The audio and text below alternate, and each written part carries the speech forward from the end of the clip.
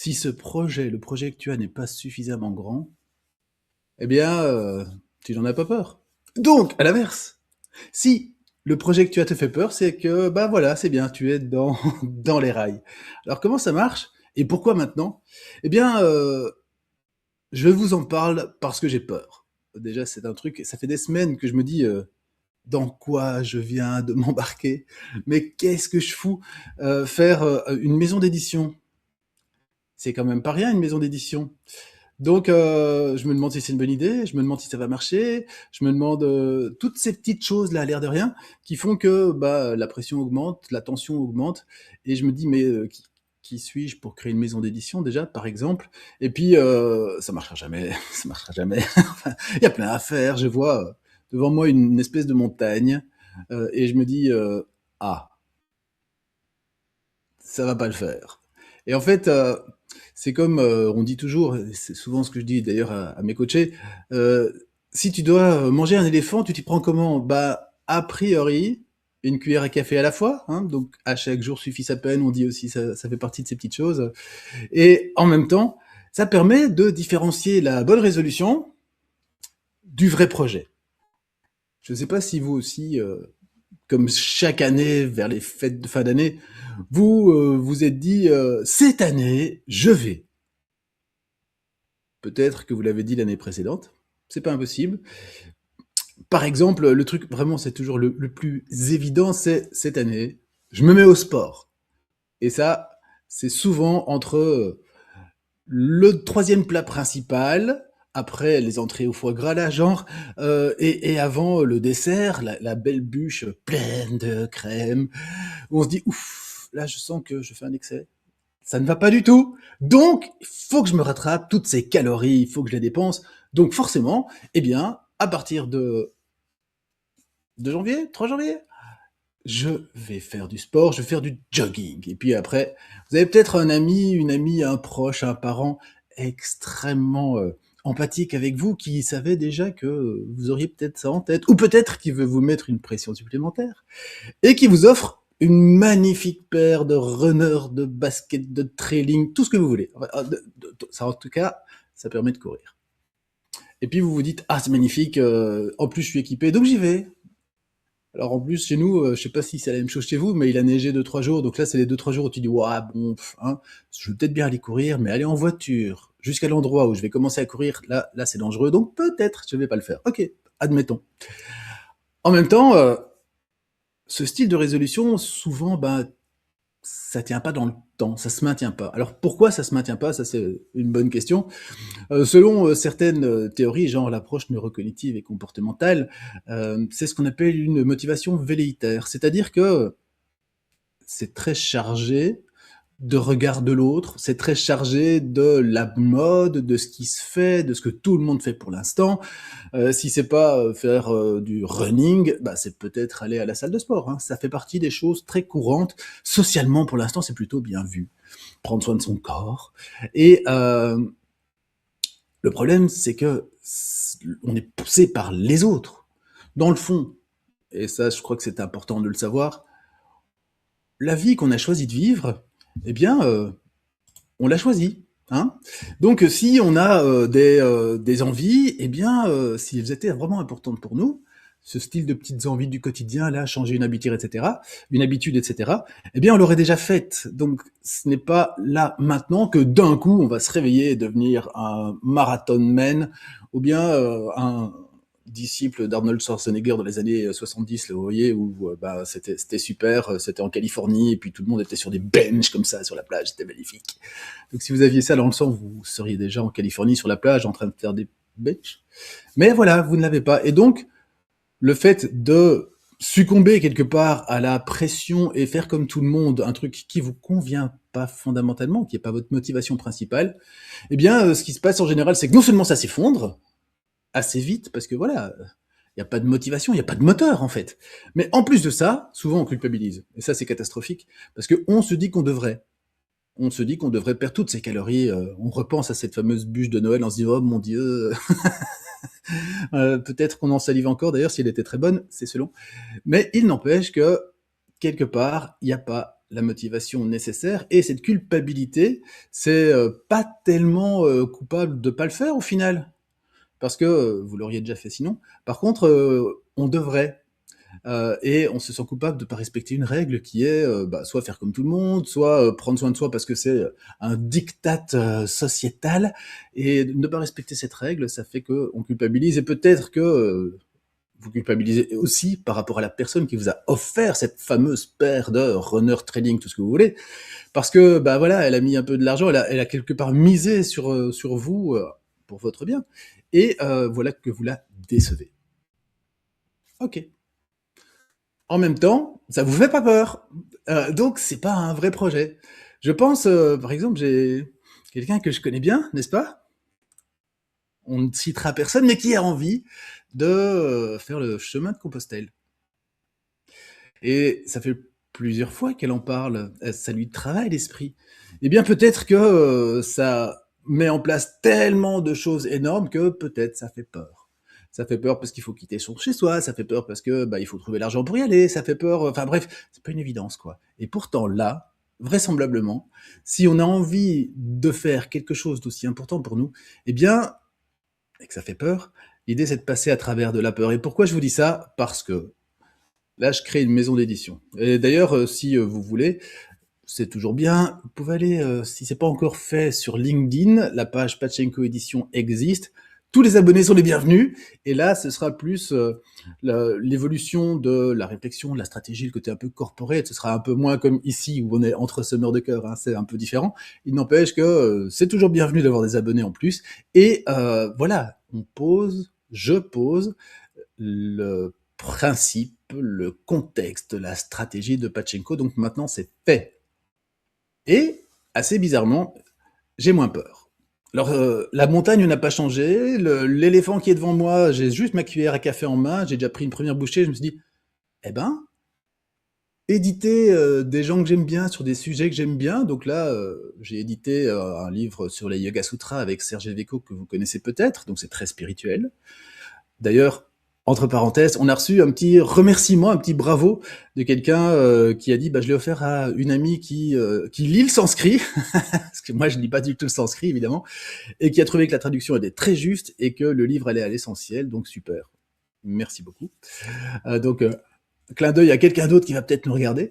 Et puis, à côté de ça, le prochain qui sort, c'est L'apprenti adulte. C'est un livre sur l'éducation des enfants.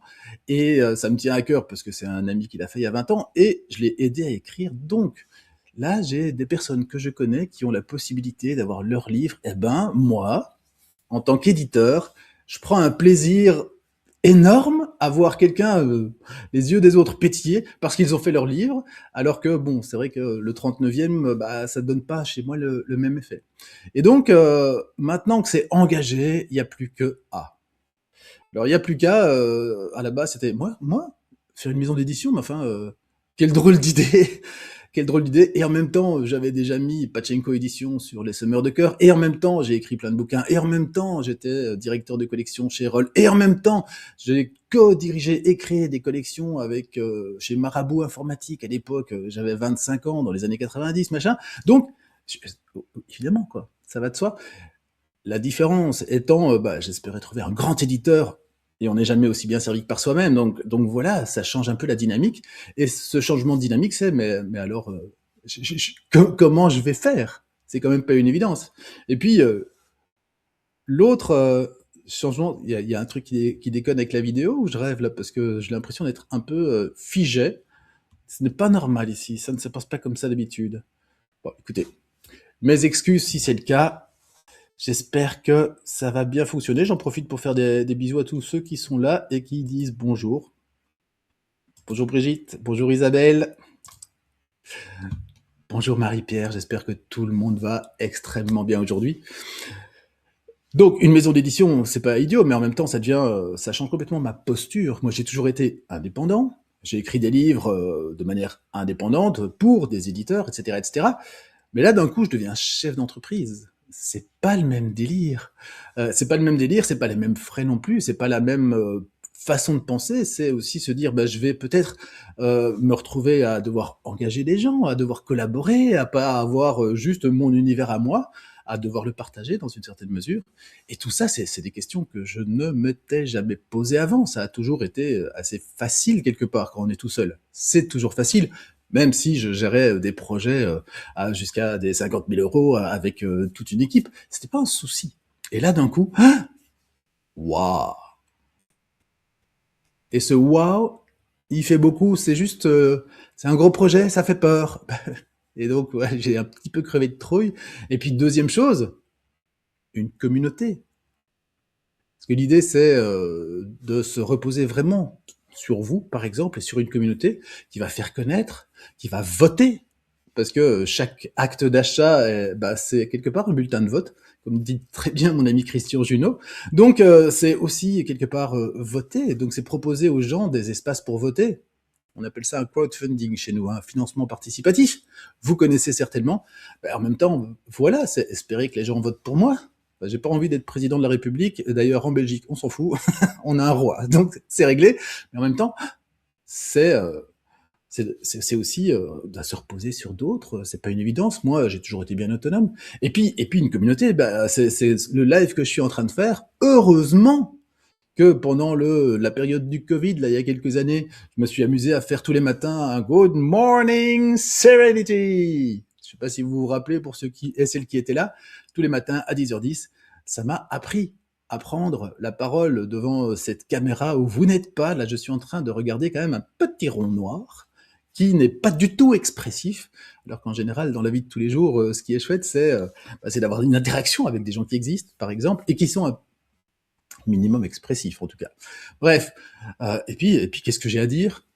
Donc là, je suis en train de broder en fait quelque part, meubler, je ne sais pas. J'espère que ça vous intéresse, j'espère que c'est chouette, j'espère au moins que l'énergie qui est la mienne traverse jusqu'à vous et vous donne le sourire. D'ailleurs, si jamais le matin quand vous vous réveillez, la journée est difficile, changez de sonnerie de réveil, j'en ai une super pour vous. Vous pouvez, je connais quelqu'un qui l'a fait d'ailleurs, vous pouvez vous enregistrer en chantant ceci. Le soleil vient de se lever, encore une belle journée. Et puis vous terminez avec les deux phrases que vous voulez. Et d'un coup, si c'est ça votre sonnerie de réveil, vous allez entendre le matin, le soleil vient de se lever. Ça vous mettra peut-être le sourire, ça vous changera la journée, l'air de rien. On n'est pas obligé, quand on se réveille, de récupérer directement tous les problèmes de la veille. Hein. C'est pas obligatoire pendant la nuit, a priori, sauf si on dort mal, qu'on fait des cauchemars, des choses comme ça, eh bien on oublie tous ces problèmes. Et ça, c'est plutôt sympa. Autant continuer à faire comme si on rêvait toute la journée, et ça commence par « le soleil vient de se lever ». C'est toujours excellent. Comment savoir alors et faire la différence entre quelqu'un qui a une bonne résolution, et on en a tous, hein, c'est pas la question, et quelqu'un qui a un vrai projet? Demandez-lui d'en parler. Demandez-lui d'en parler. Et vous allez voir, si la personne commence à avoir les yeux qui pétillent et vous dit « Ah, j'adore, j'aide les gens à écrire leurs livres, je vais en écrire d'autres, ouais, c'est magnifique, je suis occupé sur le prochain semeur de cœur et je suis en train de m'exciter et de m'éclater, parce que la question était, et on en reparlera, mais c'est l'histoire de Solis, que vous connaissez peut-être. Et Solis, eh bien, dans Semeur de cœur numéro 1, que vous connaissez certainement, à un moment, il y a un ours qui débarque dans sa vie, il se retourne et lui sert à manger. Facile. Mais comment les gens en arrivent là? Comment Solis en est-il arrivé à être capable de faire ça sans avoir peur? C'est un ours. Donc là, je suis en train de me casser la tête pour recaler les deux et faire en sorte que Solis, quand ou pas arrive dans sa vie, ce soit pas idiot, qu'il fasse quelque chose qui va de soi en fait. Mais ça, c'est assez magnifique. Donc, je sais pas si j'ai les yeux qui pétillent, j'ai pas beaucoup dormi, mais peut-être que vous allez vous dire, ah ouais, là, c'est pas quelque chose de velléitaire, c'est pas juste une résolution du début d'année. Si quelqu'un vous dit, ah ouais, j'ai décidé de me mettre au training, où je vais à la salle, j'ai pris un abonnement d'ailleurs, c'est vraiment super, ouais, j'ai déjà été 2 fois, mais je crois que aujourd'hui je vais pas y aller, je préfère passer du temps avec toi. Vous voyez que c'est pas le même délire, c'est pas la même énergie, c'est pas le même regard, et là d'un coup vous pouvez vous dire, ah probablement ça va pas tenir, et c'est super ok. Parce que comme je disais tout à l'heure, vous avez déjà quelque part, organisé votre vie comme vous aviez envie de la vivre. Sinon, vous seriez occupé à courir et à faire des marathons. C'est pas du tout un souci. Profitez de la vie que vous vous êtes construite, profitez de chaque jour, profitez des petits bonheurs du quotidien qui sont les vôtres. Et puis après, si vous vous trouvez trop gros, bon bah, vous pouvez manger moins ou vous dire, bah c'est ok, c'est comme ça en fait, c'est chouette. Si vous êtes plutôt à lire que à courir partout, bah profitez de vos lectures. C'est très ok. On a tous la capacité de créer la vie qu'on a envie de créer le mieux qu'on peut. Et puis si on a des grosses impossibilités, c'est pas en y allant au marteau-piqueur en disant non maintenant ça va, j'ai bouffé, je me suis baffré, je me suis empiffé toute l'année passée, maintenant j'arrête. Faites-le cool. La non-violence, comme dit Yogananda par exemple, commence toujours par soi-même et ça fait partie des petites choses. Ne pas se forcer à ce point-là, ne pas y aller en tout cas en force pour être précis, et ne pas non plus culpabiliser si on fait pas quelque chose que d'autres nous ont proposé de faire, c'est être ok avec soi-même. Profitez, soyez content. Contentement, deuxième règle, hein. Ahimsa, non-violence, Santosha, contentement, profitez de ce qu'il vous est offert de vivre. Et puis, dites-vous que y a une logique là-dedans, et si vous la connaissez pas, c'est pas grave. Ça viendra, faut se poser la question, mais ça viendra. En attendant, ce qui est clair aussi, c'est que plus on pense à quelque chose, et je parle par exemple de cette maison d'édition, plus on se focalise, plus on y pense, plus quelque part ça se densifie, ça descend dans la matière, comme on dit, et les choses se produisent. Les choses arrivent et aujourd'hui j'avais quand même une chouette, vraie, première, belle, très belle nouvelle.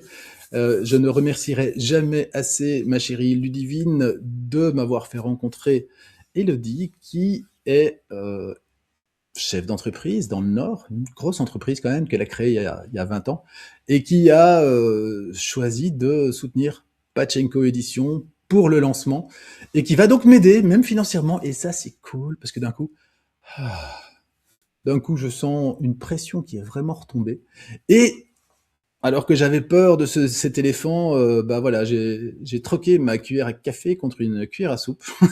Ça change pas fondamentalement la donne par rapport à l'éléphant, mais en même temps, je me dis là, je peux me faire des bouchées qui me nourrissent suffisamment. Et puis, ça permet d'avancer avec du calme, ça permet d'avancer avec plus de sérénité, et ça va permettre donc de créer plus facilement plus de choses. Vous allez commencer à voir passer aussi de plus en plus de posts, et là, je remercie très très fort Stéphanie, que vous connaissez peut-être, qui m'aide. Et ça va commencer vraiment à se lancer la semaine prochaine, parce que le prochain live, on va pas parler de moi, on va pas parler de Pachenko Édition non plus, on va parler de l'apprenti adulte, le premier crowdfunding 100% Pachenko Édition, vraiment maison d'édition. Enfin, cela dit, ce n'est pas pour minimiser les Yoga Sutras, mais celui-ci, c'est à beaucoup plus grande échelle, parce que tout le monde n'a pas le niveau de spiritualité requis pour lire le sanskrit, hein. Moi non plus d'ailleurs. Par contre, pour éduquer un enfant, la question qu'on s'était posée, c'est ben, ça s'apprend où? Eh bien, peut-être que ce livre va pouvoir aider. Je vous en reparle la semaine prochaine. Il n'empêche, si vous avez peur de votre projet, s'il vous inquiète, si quelque part vous vous dites ouah, ça, c'est un gros morceau, dites-vous simplement ceci. On dit souvent cette bête phrase là. Tout le monde pensait que c'était impossible, et puis un gars est arrivé qui ne le savait pas, et puis lui il l'a fait. Donc créer une maison d'édition qui se base sur une communauté, qui va probablement, qui va proposer des abonnements, qui va proposer à des ambassadeurs d'acheter des stocks à revendre, qui va proposer des activités en soirée, et ça je vous en reparlerai très prochainement aussi, parce qu'on est en train d'avancer avec mon amie Karine sur une activité qu'on pourrait faire autour des semeurs de cœur, genre jeu de plateau, pour animer une soirée, et pour donner envie aux gens de rentrer dans le mouvement, et aussi aux personnes qui l'organisent, de gagner un peu d'argent, parce qu'il n'y a pas de raison. Il n'y a vraiment pas de raison. Ça, ce serait un super plan. En tout cas, c'est quelque chose que j'ai en tête depuis longtemps. Et donc, de vraiment créer cette maison d'édition, ça c'est faire des livres communautaires.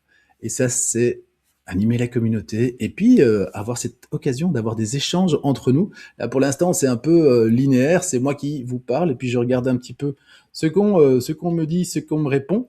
Mais en même temps, ça reste assez limité en termes d'interaction. Donc l'idée, c'est de créer du lien C'est ça une communauté. De revenir dans du concret, dans la vie de tous les jours, de partager des choses. Et je vous reviendrai très prochainement avec pas mal d'idées qu'on a eues. Et là, je remercie aussi Marine qui cogite là. Elle pense à Pachenko, elle pense à moi, elle pense à nous. Et elle a plein d'idées. C'est magnifique. Donc, les choses vont avancer de plus en plus. Je vais avoir l'occasion de vous en reparler la prochaine fois. Là, on sera dans du concret, lancement de crowdfunding, qu'est-ce qu'on peut faire ensemble, comment ça peut marcher, et puis je vous expliquerai tout, parce que là, c'est une première, on va faire un test à plein de niveaux, vous allez voir, et vous allez en entendre parler pas mal, je pense.